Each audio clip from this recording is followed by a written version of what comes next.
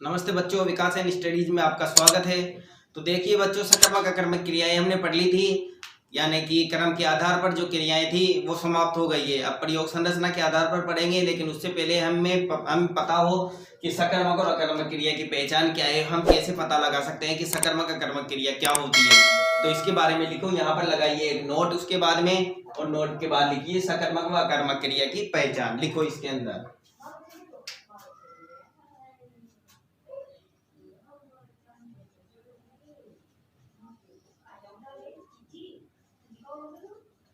अकर्मक सकर्मक क्रिया की पहचान। सकर्मक अकर्मक क्रिया की पहचान के लिए वाक्य में प्रयुक्त प्रयुक्त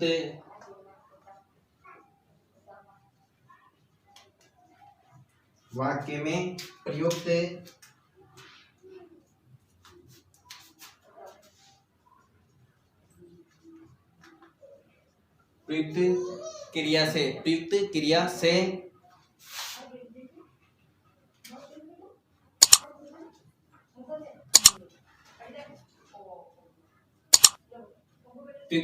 से क्या क्या प्रयुक्त क्रिया से क्या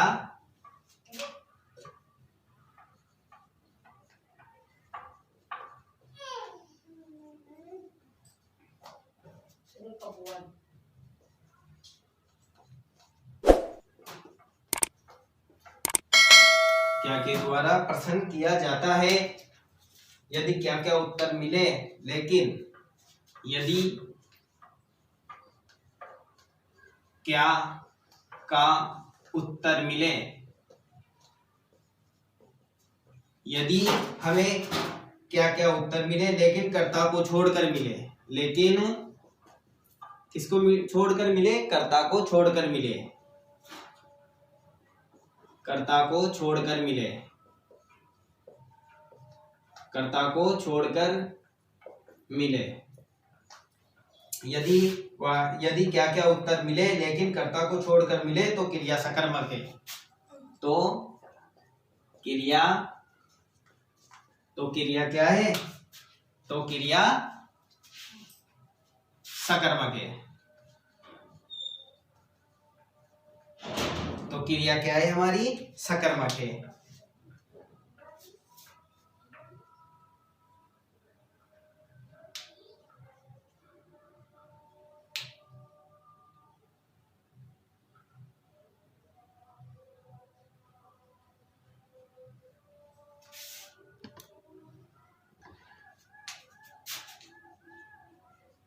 लेकिन कर्ता की पहचान के लिए वाक्य में प्रयुक्त क्रिया से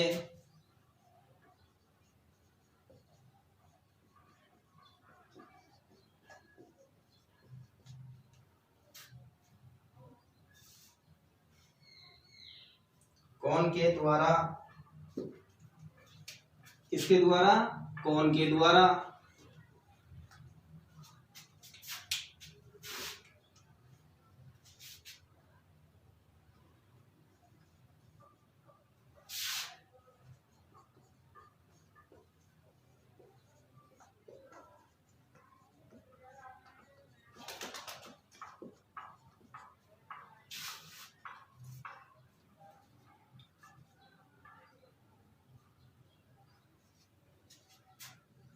और यदि कौन का उत्तर मिले,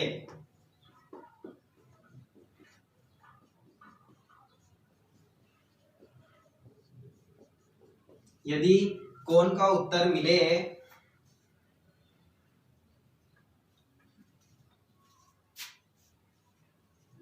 तो वह कर्ता होता है।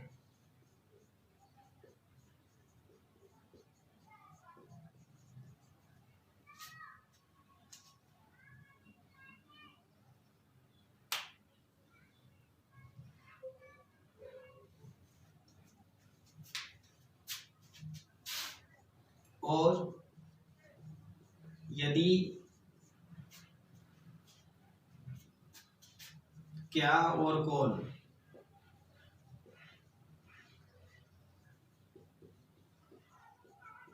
और यदि अगर मान लो कि भाई क्या और कौन दोनों से ही अगर प्रश्न मिले, दोनों का ही उत्तर एक ही मिले,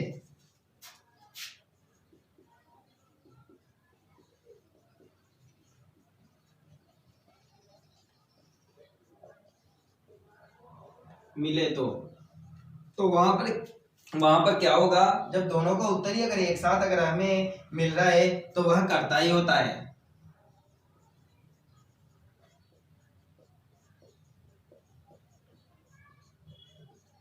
तो वह क्या होगा, कर्ता ही होगा। जैसे मैं दोनों वाक्य लिखा देता हूं आपको, फिर उससे एक साथ समझाऊंगा मैं आपको। तो पहले मैं यहाँ पर एक तो अकर्मक का लिख देता हूं, उसके बाद में सकर्मक।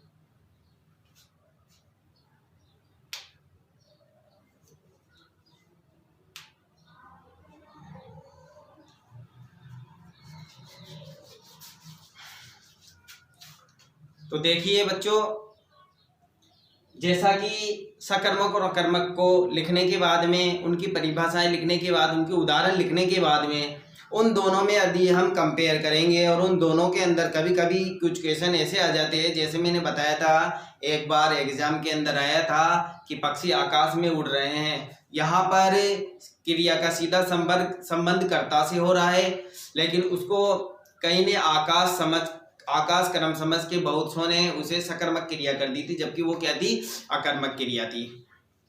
तो अकर्मक क्रिया और सकर्मक क्रिया में हम कैसे पहचान करें, उसके लिए ये नोट और ये वीडियो बहुत इंपॉर्टेंट है पढ़ना। जैसे अगर आप पढ़ोगे तो इसे कंपटीशन एग्जाम तक भी आपके ये चीज कभी भूल नहीं पाओगे। बस क्वेश्चन को समझकर डिपेंड करना है हमें किस प्रकार से। अब उसको देखो, यहाँ पर नोट सकर्मक व अकर्मक क्रिया की पहचान क्या होगी। यहाँ पर देखिए कि अकर्मक सकर्मक क्रिया की पहचान, और यहाँ पर सकर्मक और अकर्मक जब क्रिया की हम पहचान करेंगे तो पहचान के लिए वाक्य में प्रयुक्त क्रिया से क्या के द्वारा प्रश्न किया जाएगा। किसके द्वारा प्रश्न किया जाएगा, इस क्या के द्वारा प्रश्न किया जाएगा।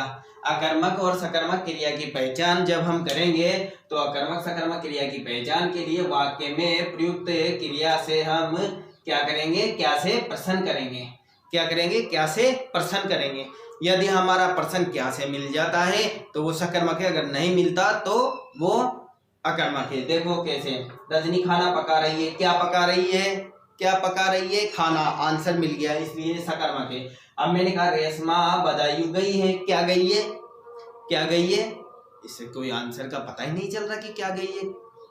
ठीक है, अगला देखो दूसरा, यदि क्या का और उत्तर मिले, यदि क्या का उत्तर मिले लेकिन कर्ता को छोड़कर मिले। क्या क्या उत्तर तो मिल रहा है लेकिन कर्ता को छोड़कर मिल रहा है, तो क्रिया सकर्मक क्रिया होगी। यहां पर देखो, क्या पका रही है, खाना, खाना पका रही है, लेकिन कर्ता क्या है इसका, रजनी है, तो रजनी से तो कोई प्रभाव नहीं पड़ रहा। नहीं कह रहे यदि क्या क्या उत्तर मिले लेकिन कर्ता को छोड़कर मिले, कर्ता को छोड़कर मिले तो वो हमारा क्या होगा, सकर्मक होगा। यदि कर्ता को मिल रहा है तो फिर वो अकर्मक है। देखो आगे, लेकिन कर्ता की पहचान के लिए वाक्य में प्रयुक्त क्रिया से कौन के द्वारा प्रश्न किया जाता है। जब हम कौन के द्वारा प्रश्न करेंगे और यदि कौन का उत्तर मिले तो वह कर्ता होता है।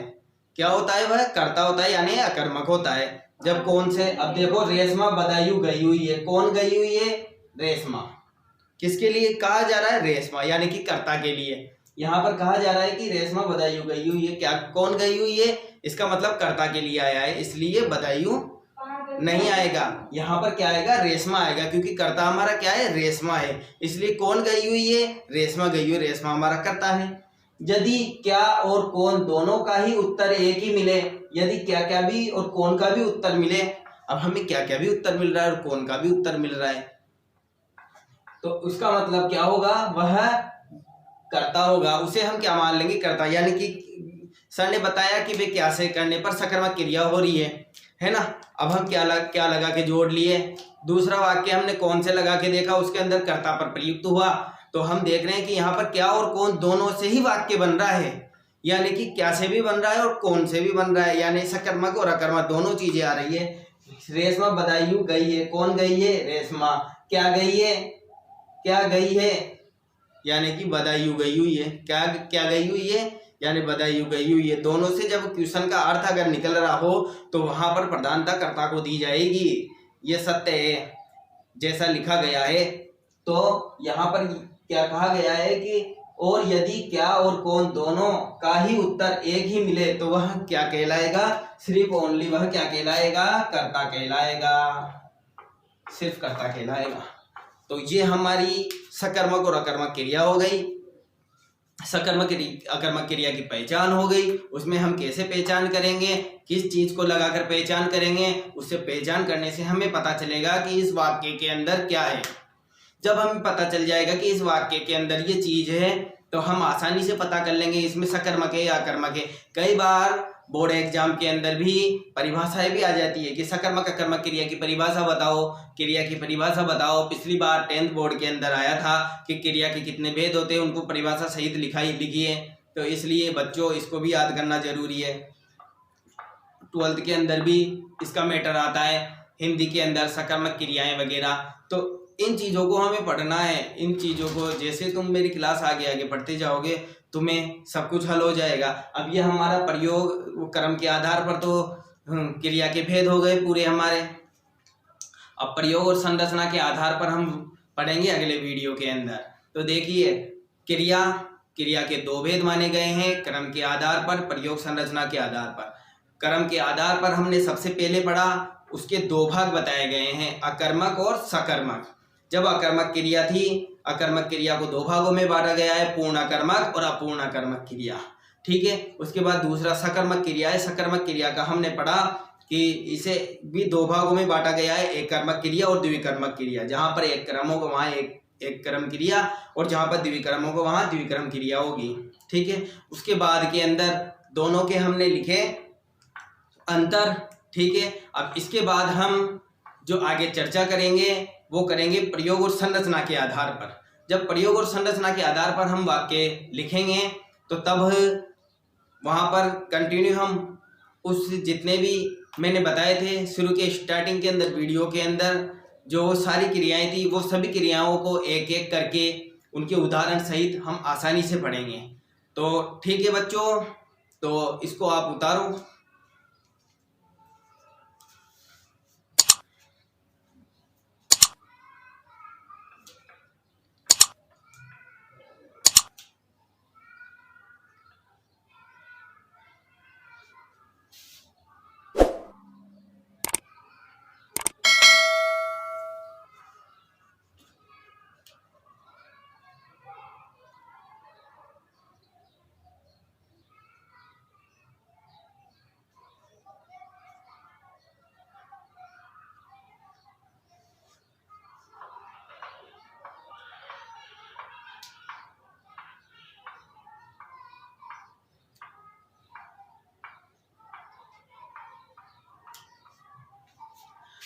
तो ठीक है बच्चों, हमारे क्रम के आधार पर क्रिया के भेद समाप्त हो गए हैं।